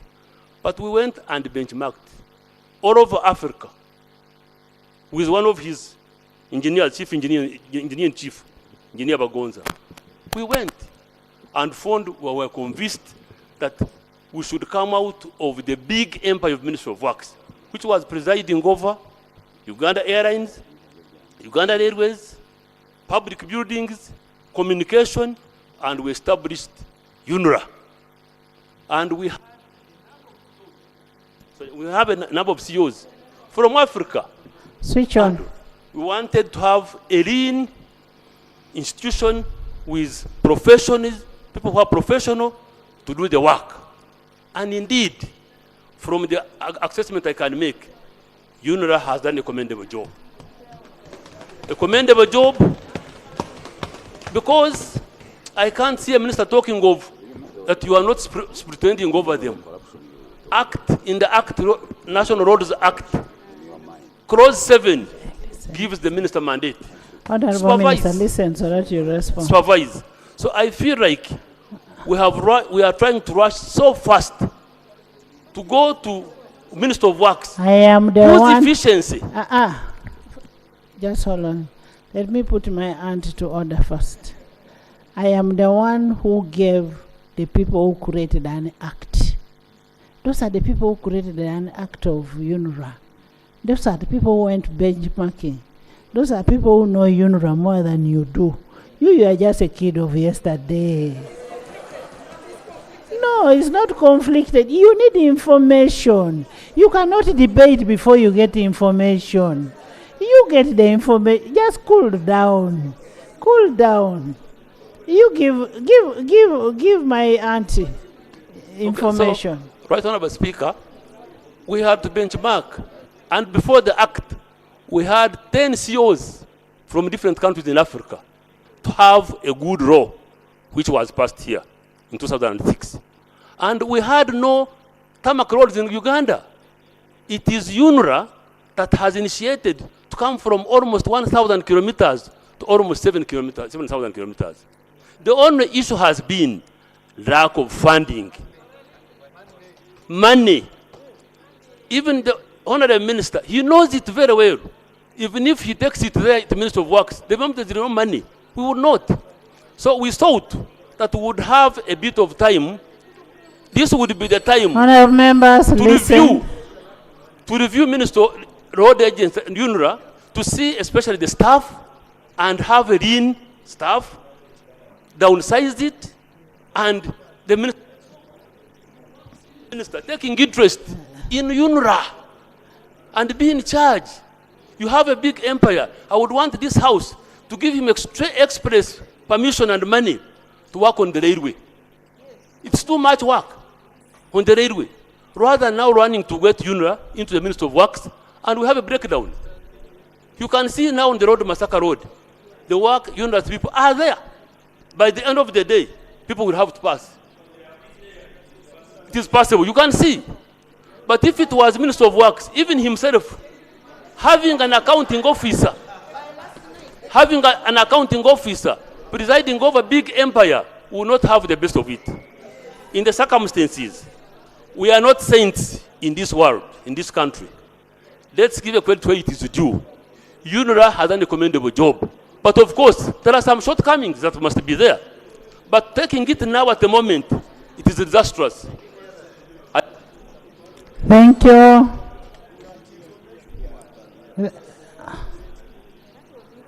Oli. Lee.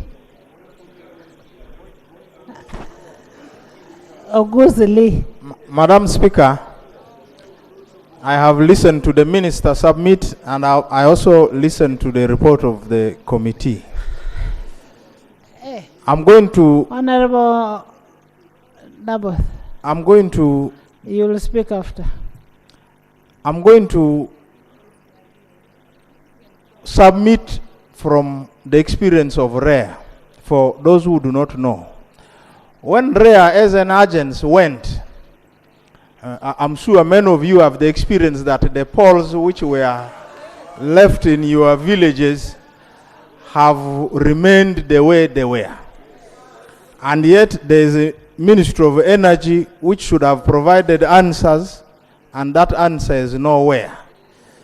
Based on that experience, I've been asking myself, on behalf of the people of West Nile,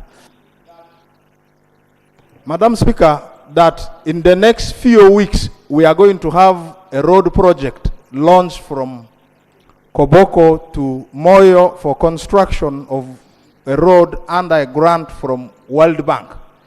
It is very important for the minister to clarify how such a project will be implemented if UNRWA is removed now, which is a decision we are about to make if we are not careful. So what does this mean? It means there is a risk of this grant not being properly utilized if the decisions are not justified properly. Secondly, Madam Speaker, the law as it is gives the minister a lot of powers.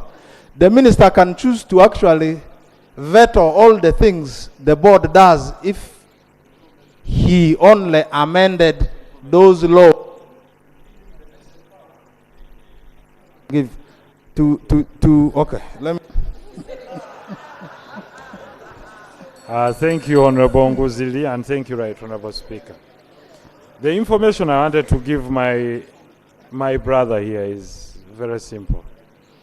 And it's the effect that you can see there is a huge collision path between the ministry and UNRWA, and very many boards. And this happened when we were interrogating the Ministry of Energy over licensing. And you remember when we broke the impasse of who licenses between the commission and the minister. And we said we should leave some executive powers with politicians and leaders because of the strategic nature of policies. Now the ministry is well streamlined to that effect in the mining sector. Now what happens here is, of course, we must realize that at least there are some executive decisions that are not at times by technical officers. And the information I would like to give to my brother is that the minister has all the powers to present an amendment here, if he so wishes, to put the board in alignment so that he has veto powers provided, for example, over remuneration, over performance in contracts, etc., so that we use the appraisal method in performance contracts of these technical officers so that the minister can hold a whip and exercise his executive powers where need be. And if that is what we are to streamline, please, we advise you to present such an amendment, and you'll see the unanimous support that you will get from this House that empowers the minister to hold a whip over an agency. Rather than winding up the agency, let's have empowerment of the minister to have the whip over the agency, and we have harmony. That's the info. So in concluding, it is very clear the minister has not done certain things which would have made you more powerful. And I see many members here complain that even your roads are not worked on. The role of gazetting roads so that they become national roads is for the minister. So we must realize that there are so many things the ministry has not done that they want to blame on UNRWA, and I think we need to guide the minister properly in the light of all these things. I thank you.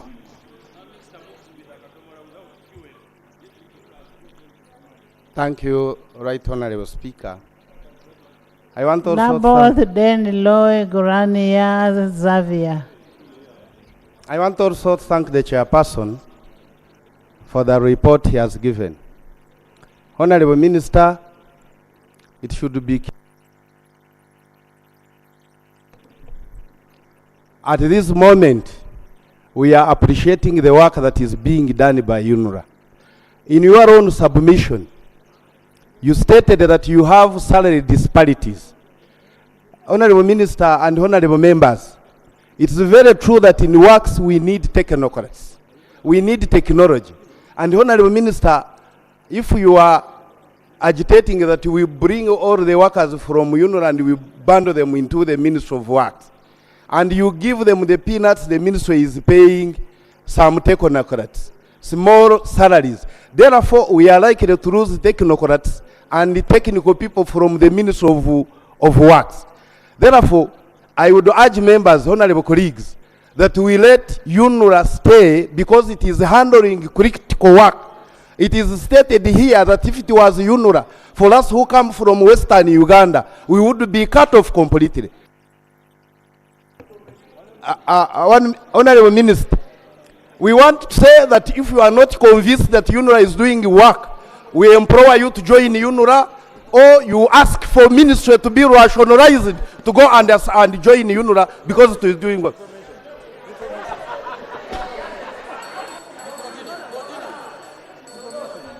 Right, Honorable Speaker, the Minister is sandwiching my submission.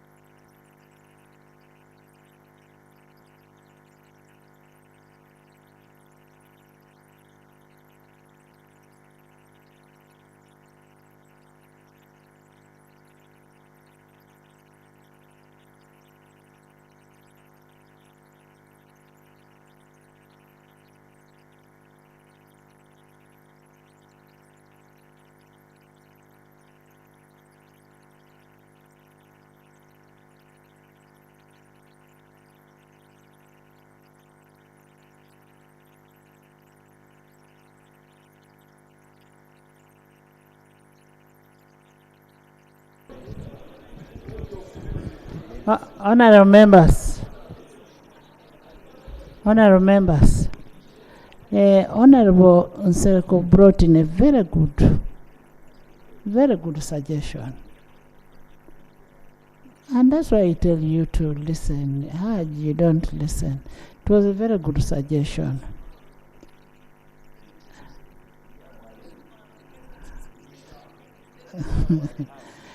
Honorable members, when you look at everybody's face is here for UNRA.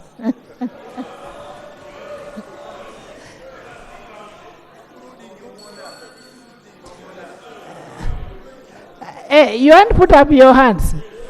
You put up and I see. Anyway, honorable members, to avoid wastage of time, we've agreed. Honorable Minister. No, it's not withdrawing. We've agreed.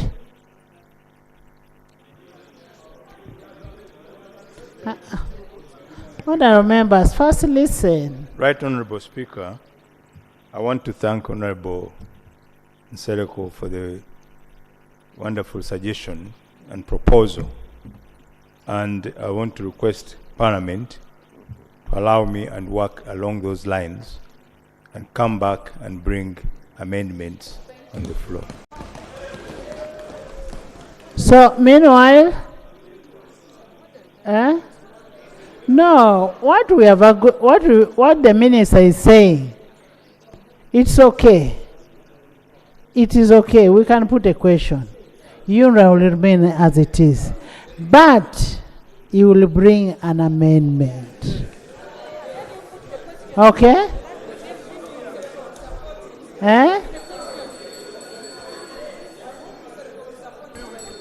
Meaning, honorable members, meaning if I put the question now, your nays have it. It collapses. Okay. You understand? But the minister is also requesting that when he brings in an amendment, we should be able to support. Because listen, it's very illogical, honorable members. It is very illogical for somebody in one institution to earn 50 million, 60, when Honorable Lee here, who is representing a whole constituency, is only earning 6 million. You get it, eh? From the same government. So I therefore, honorable members, having had all the submission,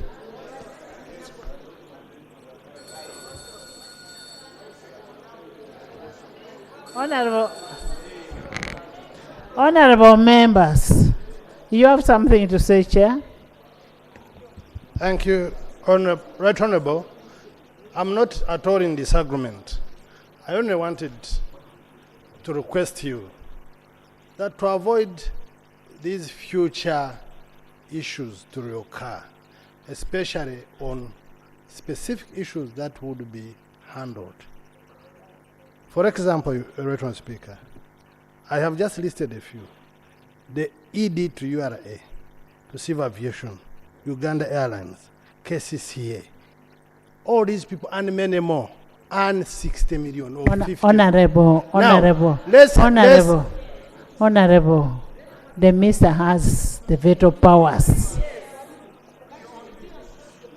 Now, and I want to advise you ministers, it should not only be works. It shouldn't be only works. It should be across board. Rapex, are we together?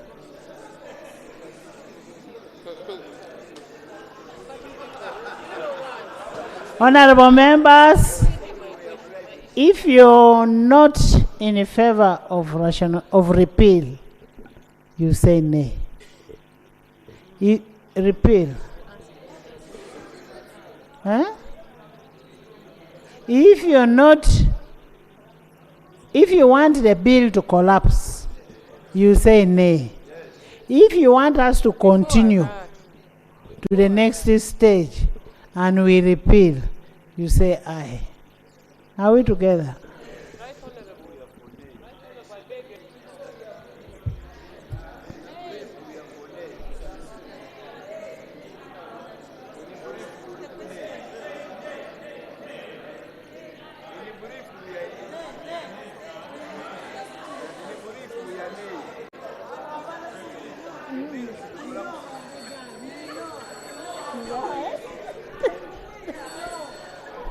Honorable members,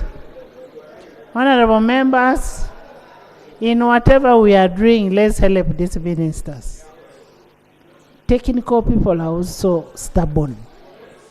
They underlook the political wing. So let's see how we can be able to help the ministers to solve some of these problems. No, the technical people don't overlook. If you allow them, they will overlook.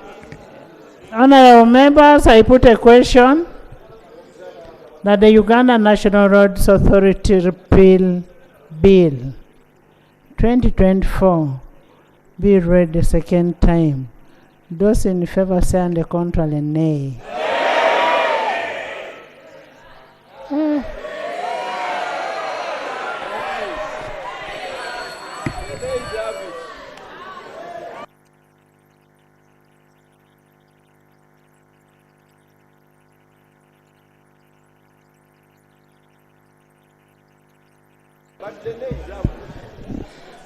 I sympathize with you. Instead of waiting for the answer for the ruling, you will continue.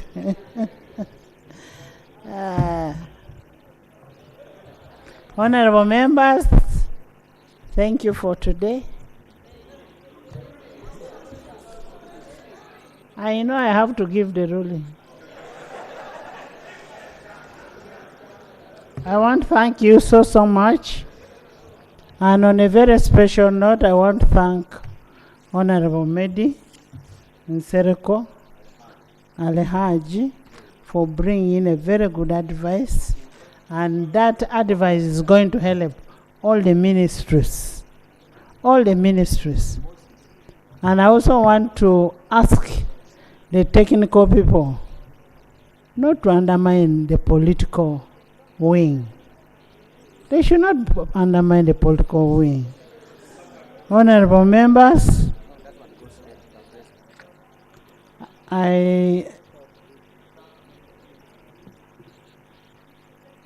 Honorable Kakunda.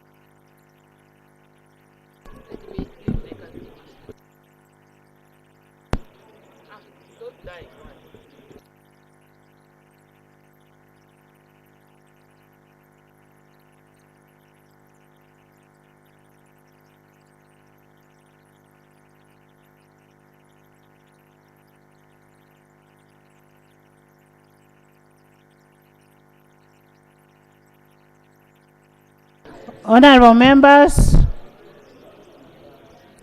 we have 2 reports for RAPEX left, which we should be able to finish tomorrow as we wait for the tax bills. I want to ask the chair to finish the tax bills so that this time round we take our time with the tax bills. We don't rush. With the tax bills so that everybody knows what is passing. I will now, the nays have it.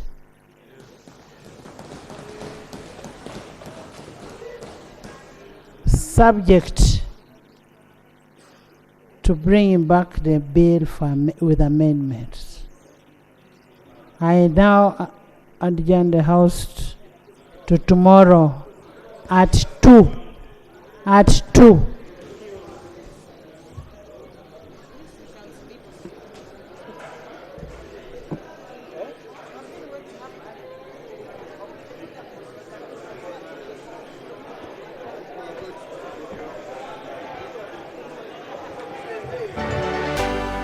UBC, inspiring Uganda.